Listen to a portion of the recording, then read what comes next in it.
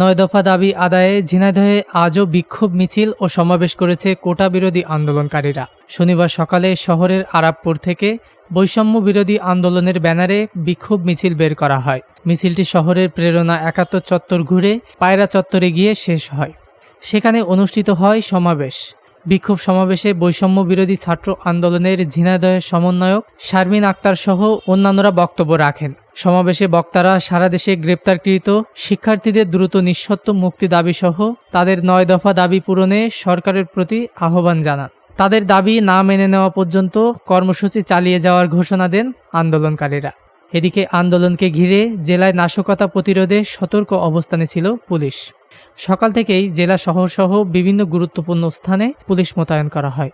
ঝিনাইদহ থেকে বশির আহমেদের তথ্য ও ভিডিও চিত্রে ডেস্ক রিপোর্ট।